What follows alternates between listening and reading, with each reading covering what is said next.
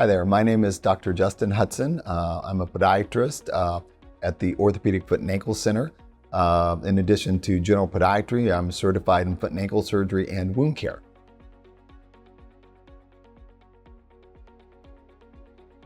So when I was going through my training as a podiatrist, you learn all kinds of fun and interesting things there, but I was always drawn to the wounds and the infections, and it seemed like these were cases that were challenging to heal and really made an impact on the person's life once you were able to help them through that journey of wound healing.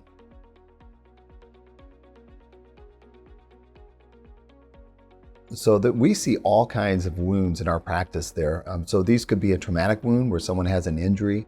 It could be a surgical wound where a surgery's been done and it's not healing. Also wounds related to the vascular system. And these could be venous wounds with swollen legs, or wounds due to poor blood flow into the foot, and that can cause gangrene. But one of the most common wounds we see is a diabetic wound, which means that someone has nerve damage in their foot. There's generally a source of pressure, and that causes a wound. With all these wounds, there's always a chance to have an infection with that, so I should throw in there that infection is also a cause of wounds.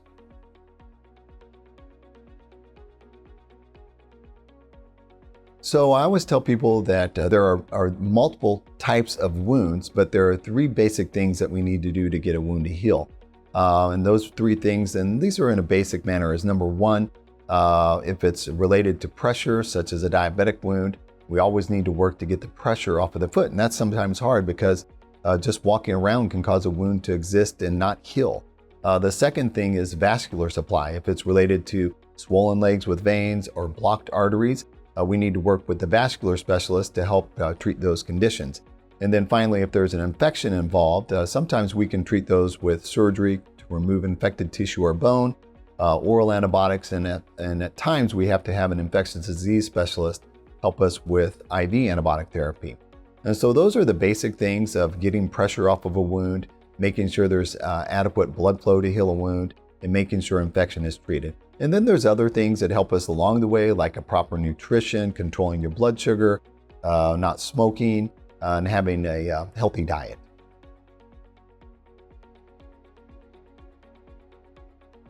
So the first thing we want to do is listen to the patient's story. A lot of times they're going to tell us a story about how their condition happened or something about their past medical history that's going to lead us in the way. With a diabetic foot wound, it's usually some calloused area on their foot, or they're going to have a blister or something that comes up on their foot there. And so that kind of helps us understand. When people have circulation problems there, sometimes that's a little bit more sneaky. They might have a wound that comes up or a toe that turns a color, and they're not sure why. And so sometimes listening to their history of whether or not they're a smoker, whether or not they have high cholesterol. A lot of people with arterial wounds or wounds due to poor blood flow also have quite a bit of pain, especially at nighttime. So those are some questions we ask. So we also do just a clinical examination to look at the foot. You can tell about the blood flow to the foot. We make x-rays, and based on those, we can come up with a diagnosis of what causes the wound and how we're going to treat the wound. And oftentimes there's more than one thing causing the wound, so we need to look at multiple areas.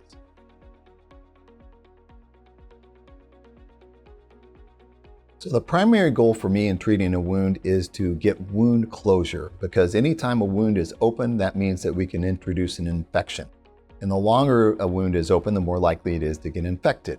Those infections can involve the soft tissue, but when it gets down into the bone, those can lead to hospitalization, sepsis, or severe illness. And so my goal is always to get the wound closed.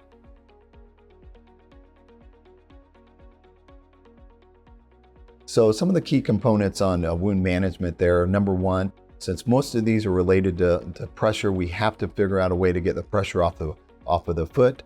Number two, we have to maintain a clean wound. So this means when you're maintaining a clean wound daily, to make sure that you're cleansing the wound and applying the appropriate dressing and not letting the dressings get dirty. So those are the main things, is getting the pressure off and maintaining the cleanliness of the wound.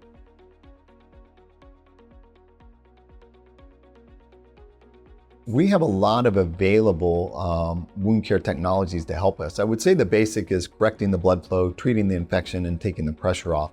And then the next steps that we need to help with wound healing can involve something we call biological grafts. So biological grafts are grafts that are applied to the wound in the operating room that will promote the healing of the grafts. And so these can be made up of amniotic tissue, can be made up of fish skin, or other kinds of biological materials that doesn't take the patient's own tissue to heal the wound. Another thing we do is hyperbaric oxygen therapy. Sometimes at a wound center will help perfuse the wound or provide the oxygen to help heal.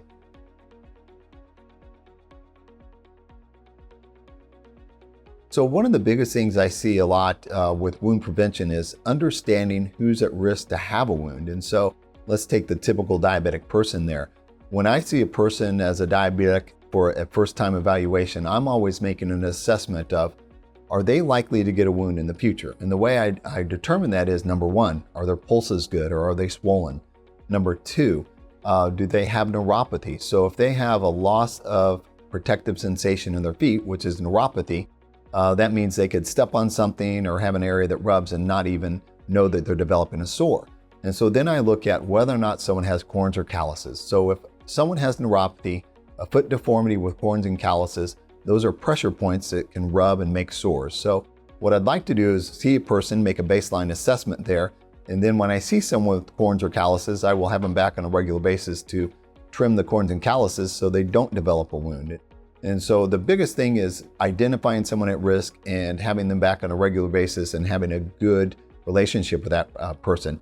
Sometimes I'll see that we work really hard to heal a wound, the person's happy, the patient goes away, and then they come back months later, they're like, oh, I have a situation again.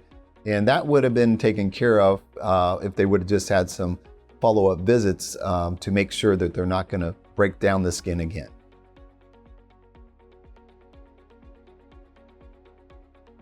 So when we do wound care, there's three main people involved in the team who does the wound care. Oftentimes the podiatrist kind of takes the lead and triages out the problem and gets other specialists involved.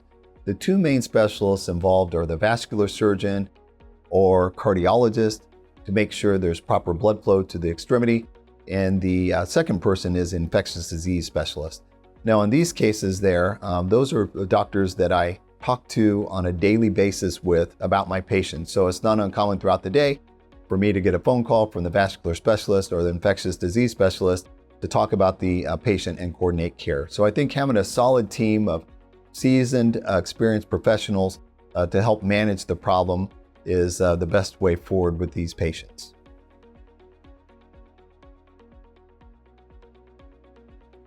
So the success of wound care treatment, usually when someone comes in and they have a wound, we will measure the wound on a weekly basis or regular basis whenever we're seeing them. So number one, is that wound getting smaller from week to week? Number two, what does the base of the wound look like? Is it a healthy granular wound, or is it a wound that is not healthy tissue and is not healing? And how deep is the wound? So the size of the wound, the depth of the wound, and whether or not there's infection are how we measure whether or not someone is healing in the right direction.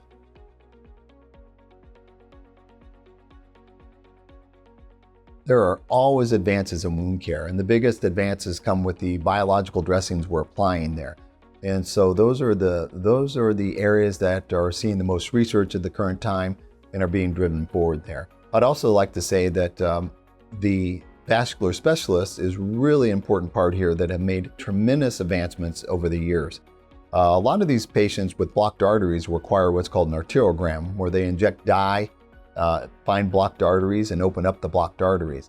That used to be a hospital procedure, but now this is done in the vascular specialist's office there in their office-based laboratory. So these can be done on a more rapid turnaround time with excellent results.